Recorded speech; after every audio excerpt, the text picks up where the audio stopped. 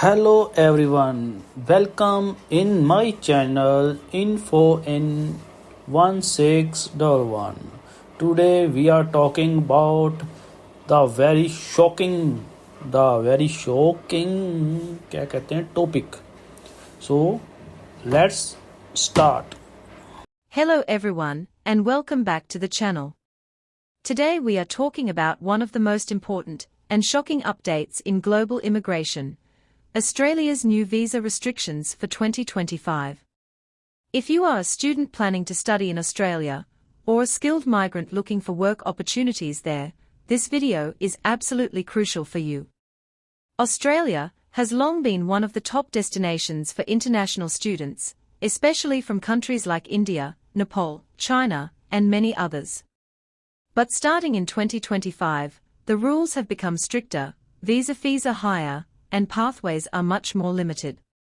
So, let's break it all down in simple language: fees, caps, new conditions, restrictions, and what it means for your future. Section 1, the first major update, is about the Permanent Migration Program.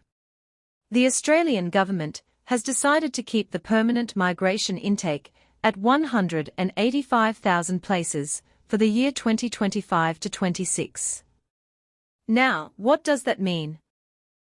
This cap includes skilled migrants, family visas, and other permanent categories. The number is not increasing, even though applications are at record highs. In other words, competition will remain very tough. Skilled migrants will have to meet higher salary thresholds, stronger skill assessments, and show clear contributions to Australia's economy. If you are thinking about applying for a PR or permanent skilled visa, start preparing stronger documentation: work experience, English test results, and state sponsorship, because demand is high but supply is capped. Section 2, Student Visa Fees Hike. Next, and this one really shocked many students, visa fees for international students have increased again. Until June 2025, the student visa fee was around $1,600 Australian dollars. But from July 2025, it has jumped to nearly $2,000. That's an extra $400 just for the visa application. And remember, this does not include your health insurance, tuition fees, or proof of funds. For students from India or Nepal, this increase may feel like a heavy burden. But the Australian government has explained that the increase is to cover administrative costs and to ensure that only genuine students apply.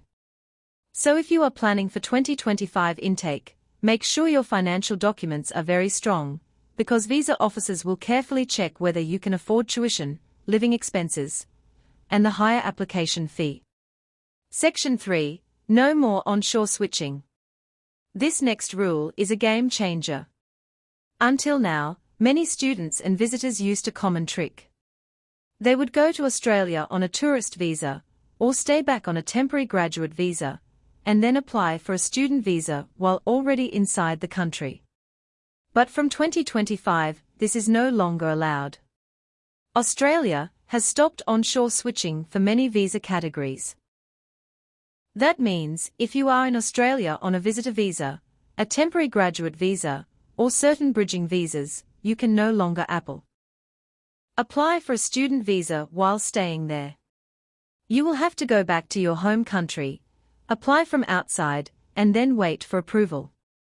This change has been made to stop what the government calls visa hopping, people misusing temporary visas to extend their stay in Australia without following proper rules. So if you are currently in Australia and thinking of switching visas, please be careful, because you might have to leave and reapply from abroad. Section 4, Student Enrollment Cap. Another huge change is the introduction of a student enrollment cap. From 2025, Australia will only allow around 270,000 new international student enrolments per year. This is a strict ceiling. Once the cap is reached, applications will either be delayed or rejected. Why is Australia doing this? The government has explained that the country's housing and infrastructure are under pressure. Cities like Sydney and Melbourne are struggling with affordable accommodation, and there is a shortage of rentals.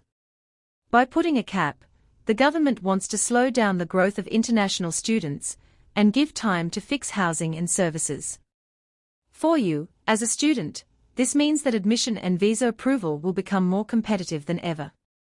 Applying early, choosing regional universities, and preparing a strong case file will be more important than before. Section 5. Genuine Student Requirement. In the past, student visa applicants had to meet the Genuine Temporary Entrant Requirement, also called GTE. But from 2025, this is being replaced with something called the Genuine Student Requirement. Now, what's the difference? Under GTE, you only had to prove that you were coming temporarily for study. But under Genuine Student, the government wants to see that your main and primary reason for entering Australia is truly education. You must show a clear study plan, logical progression of your course, and career goals. If your documents look like you are only using study as a backdoor for work or migration, your application may be refused. So prepare your statement of purpose carefully, align your course with your past education or career, and be ready for stricter checks during visa assessment. Section 6. Skilled Migration Changes. Now let's talk about skilled migration.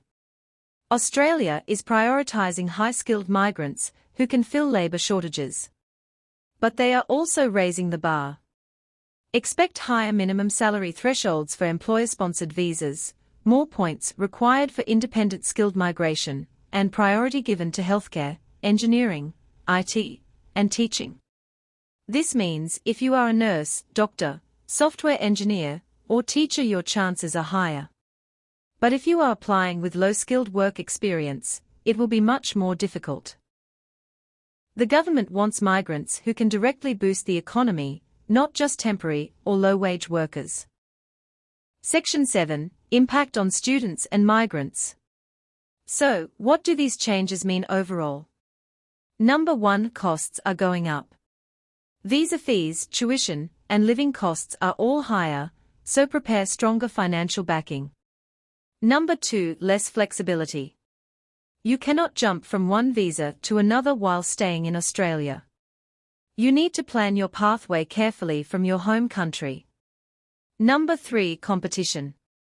With enrolment caps and migration caps, only the best prepared applications will succeed. Number 4. Stricter checks. Officers will carefully evaluate your documents, your financials, and your intentions. Fake or weak applications will be refused very quickly. But, on the positive side, if you are a genuine student, with real study plans, or if you are a skilled worker in a shortage occupation, Australia still offers great opportunities. You just have to be more careful, plan better, and apply early. To wrap up, 2025 is a turning point for Australia's visa system. The rules are tighter, the costs are higher, but the doors are not closed. Australia still welcomes students and skilled migrants, but only those who are truly genuine and well prepared. So my advice is simple. Heavy checkmark # start your application early. Heavy checkmark # prepare strong financial and academic documents. Heavy checkmark # choose the right course or skilled pathway that matches your background. Heavy checkmark # and keep yourself updated with every small change, because policies are shifting fast. Thank you for watching. If you found this video helpful, don't forget to like, share, and subscribe for more immigration updates from around the world. Stay prepared, stay positive, and good luck with your Australian journey. So guys, very thank you for watching my video. If you want more information, more exciting topic, so please like, share and subscribe my channel. Please, thank you.